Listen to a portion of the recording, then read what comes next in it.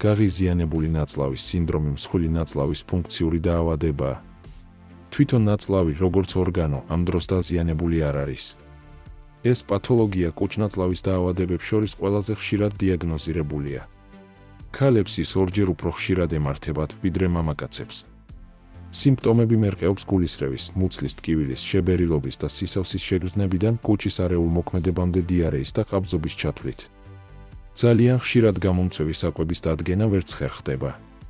ამასთან ეს დიაგნოზი ექსპერტების აზრით მეტისმეტად ჩქარა ისმება და სინამდვილეში საქმე გარკვეულ ალერგიასთან აგვაქვს და არა გაღიზიანებული ნაწლავის სინდრომთან. ამიტომ მოდით გავერკვიოთ, რას წარმოადგენს ეს დაავადება. გაღიზიანებული ნაწლავის სინდრომი ცხოვრების ხარისხზე სერიოზულად შემზღუდავ გავლენას ახდენს. ზოგიერთი ადამიანის სტრესზე ფაქტიურად პირდაპირ კუჭითა და ნაწლავებით რეაგირებს. მათი ნაწლავის ნერვები ხანგრძლივ აგზნებულ მდგომარეობაში გადადის. ამის გამო მათ ნაწლავის მოძრაობის რეგულირებისას ხატოვნად რომ ვთქვათ, თავგზაერევათ, ამ დავალებას ვეღარ უმკლავდებიან და ტვინს ტკივილის სიგნალს უგზავნიან. ნაწლავის დარღვეული ფლორაც შეიძლება ნაწილობრივ პასუხისმგებელი იყოს.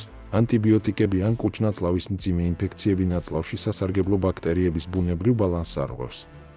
მაგალითად, სალმონელას ინფექციის შემდეგ გაღიზიანებული ნაწლავის რისკი 8-ჯერ იზრდება, მაგრამ სხვა ნაწლავის მიკრობებმაც შეიძლება გამოიწვიოს სიმპტომები. თუ ნაწლავის ფლორა დიდი ხნის განმავლობაშია დაზიანებული, რასაც დისბიოს ვეძახით, ნაწლავის ლორწოვანი გარსი ასევე შეიძლება შეიცვალოს. ის მარტივად გასაგებად რომ ვთქვათ დასვრეტილი ხდება და ამიტომ უფრო ადვილად ატარებს ტოქსინებსა და პათოგენებს. შედეგად გაღიზიანებული ნაწლავის სინდრომით დაავადებულთა ნაწილი უფრო მეტ დამცავ უჯრედებს და მათ ანთების გამომწვევ ნივთიერებებს გამოყოფს, რაც თავის მხრივ ისევ ნაწლავის ნერვებს აღიზიანებს.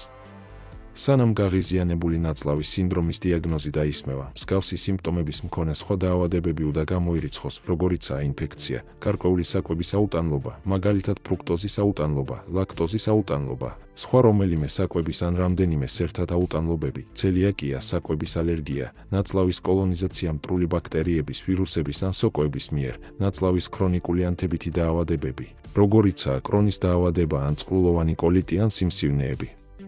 ნაწლავში ან საკვერცხეებზე. ამ დროს რამდენიმე გამოკვლევა უნდა გაკეთდეს: გასტროსკოპია და კოლონოსკოპია, მუცლის ულტრაბგერითი დიაგნოსტიკა და სისხლის ანალიზი. უნდა მოხდეს ღვიძლის, ფარისებრი ჯირკვლის, თირკვლების გამოკვლევა. განავლის გამოკვლევით პარაზიტების ინვაზია უნდა გამოირიცხოს. რესპირატორული ტესტები შეიძლება გამოყენებული იქნას გარკვეული ტიპის შაქრის მიმართ შეუწყნარებლობის დასადგენად. თუ გამოკვლევებმა შედეგი არ აჩვენა, რითიც სხვა დაავადებები გამოირიცხა და ამას ისიც ემატება, რომ პაციენტს აღწერილი სიმპტომებით ნაწლავის დარღვევები წელიწადში ერთხელ, მინიმუმ 12 კვირის მანძილზე აქვს, მაშინ დიაგნოზია: გაღიზიანებული ნაწლავის სინდრომი. ვინაიდან გაღიზიანებული ნაწლავის სინდრომი ინდივიდუალურად ძალიან განსხვავებულად ვლინდება, ერთი შემუშავებული ზოგადად მოქმედი თერაპია არ არსებობს, რომელიც ყველა პაციენტს ერთნაირად დაეხმარებოდა. ამის ნაცვლად რეკომენდირებულია ეგრეთ წოდებული მულტიმოდალური მკურნალობის კონცეფცია, კვების თერაპია და სხვა სამკურნალო პროცედურები ინდივიდუალურად უნდა იყოს შერწყმული, მაგალითად სტრესის შესამცირებელი ღონისძიებები და შესაძლოა მედიკამენტებიც. ავსტრალიური კვლევების თანახმად სპეციალურ დიეტას, რომელიც ფოდმაპის სახელით არის მედიცინაში ცნობილი, შეუძლია ძალიან ეფექტურად დაამშვიდოს გაღიზიანებული ნაწლავი. ამასთან, ამ დიეტას გარკვეული მკვეთრი შეზღუდვები აქვს. პაციენტები რამდენიმე კვირის მანძილზე მთლიანად თავს იკავებენ ყველა პოტენციურად გამაღიზიანებელი ნახშირწყლებისა და სპეციალური ტიპის შაქრის მიღებისგან.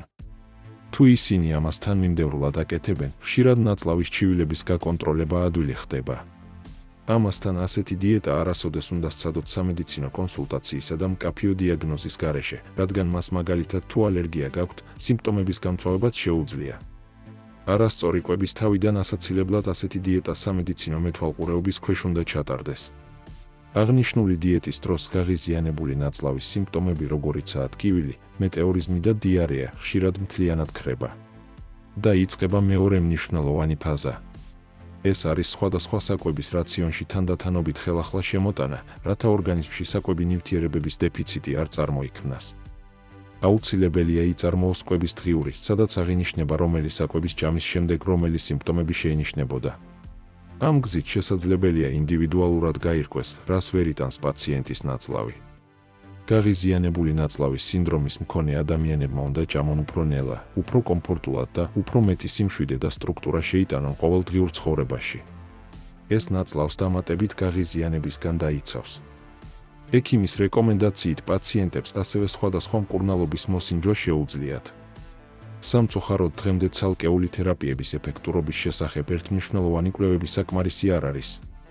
ცხადი კი ის გახდა, რომ ყველა პაციენტისთვის დანიშნული მკურნალობა და მიღებული ზომები თანაბრად კარგად არ მუშაობს.